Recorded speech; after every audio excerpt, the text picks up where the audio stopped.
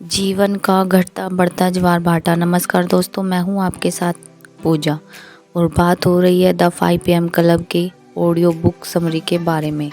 चर्चा का विषय है जीवन में आगे बढ़ने के लिए सुबह जल्दी उठने की आदत से होने वाले लाभ। आइए जानते हैं आगे की कहानी। उस महिला उद्यमी का तो मानो अच्छा समय शुरू भी हो गया था। पहले एक महान वक्ता की सभा में जाना हुआ और फिर इन करोड़पति महाशय से परिचय और अब इनके समुद्र तट पर बने अद्भुत महलनुमा घर में मेहमान बन के आना। इस छोटे से खूबसूरत टापू पर जहाँ लोग एक दूसरे से मुस्कुराकर बात करते थे और अपने व्यवहार से सबका दिल जीत लेते थे, ये उस महिला के लिए बहुत ही सुखद अनुभव था। यहाँ आकर उसे अपने आप में भी बदलाव नजर आ रहे थे।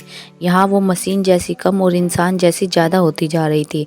उसे अपना फ़ोन या घड़ी देखने की ज़रूरत ही नहीं महसूस होती थी। उसे याद भी नहीं रहा था कि इससे पहले उसने अपने जीवन के सुखों के प्रति इतना भारी कब महसूस किया था। उसने खुद से वादा किया कि वो पूरे साहस के साथ एक बार फिर अपने निवेशकों से मिलने की चुनौती का डटकर सामना करेगी। उन सब धोखेबाज भागीदारों के व्यवहार ने ही उसे बहादुर, बेहतर और सभ्य इंसान बनने में मदद की है। कई बार एक बुरा उदाहरण हमें इस बारे में अधिक सिखाता है कि हम कैसा बनना चाहते हैं। एक छोटे से रोमांचक अनुभव के तौर पर उसने अपने चित्रकार मित्र के साथ सैर करने का निश्चय किया, जिसके लिए उसके मन में बहुत ही प्यारा सा प्रेम भाव पैदा हुआ, ये जानते हुए कि वो दोनों कितनी अलग दुनिया से रहते थे। और उस यात्रा पर जब वो मुस्कुराते हुए समुद्र की ओर देख रही थी, तब उस चित्रकार के मन में भी विचार आया कि इतना खुश तो उस महिला को उसने आज तक नहीं देखा था। फिर उन्होंने पास के छोटे से टापू पर रुकने का विचार किया, जहां बैठकर अपने पिकनिक का आनंद ले सके। ऐसे में उन्होंने सिर्फ अपनी पिकनिक की टोकरी ही नहीं साझा की, बल्कि उस महिला ने अपने जीवन और बचपन से जुड़ी कई और बातें बताई। अपने माता पिता के तलाक से हुई तकलीफ और अब अपनी ही कंपनी के पार्टनर से खाया हुआ धोखा, ये सब बताना उसके लिए आसान नहीं था। उस चित्रकार ने दिलासा देते हुए कहा कि ये सब उनके लिए सीखने के अवसर है, और जहाँ तक उसने माता पिता के अलग होने का सवाल है, तो उन दोनों के प्रेम का प्रतीक वो महिला है और वो उससे बहुत पसंद करने लगा है।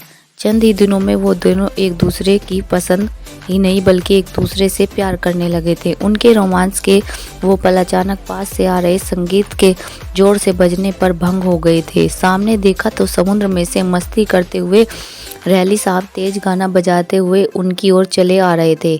मुझे आप दोनों की याद आ रही थी। आशा है कि आप लोगों को मेरा यूं टपक पड़ना बुरा नहीं लगा होगा, वो जोर से हंसते हुए बोले। और फिर उन तीनों ने वहाँ एक अद्भुत और कभी न भूलने वाली शाम गुजारी। और अंत में उस महिला ने अपने आप से एक वादा किया कि वो अपने जीवन को भरपूर जिएगी। उन्हें ना सिर्फ एक बहुत अच्छे इंसान से प्रेम हो गया था, बल्कि जीवन के प्रति उनका प्रेम भी लौट आया था। और अभी तो 5 PM क्लब को शुरू हुए कुछ ही दिन हुए थे।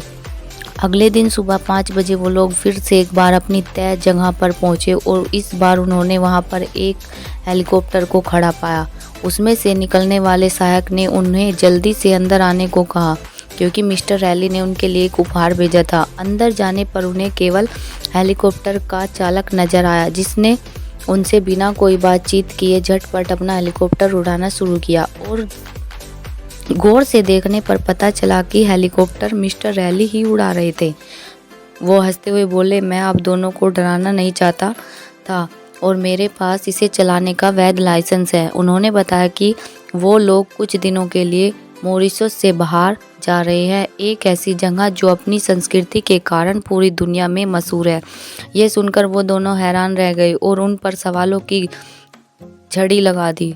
अरे, हम कहाँ जा रहे हैं? कब लौटेंगे? हमारी दीक्षा का क्या होगा? और वो सहायक किस उपहार की बात कर रहा था?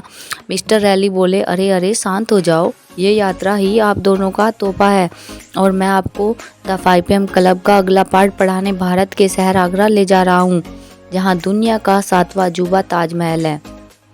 चलिए चलते हैं, आगे क्या हुआ जानेंगे अगली वीडियो में। तब तक के लिए टाटा बाय बाय, धन्यवाद दोस्तों। आपको हमारी ये वीडियो कैसी लगी? अगर आपको ये हमारी वीडियो अच्छी लगी हो तो लाइक करें, शेयर करें और हमारे चैनल को सब्सक्राइब करें। धन्यवाद दोस्तों।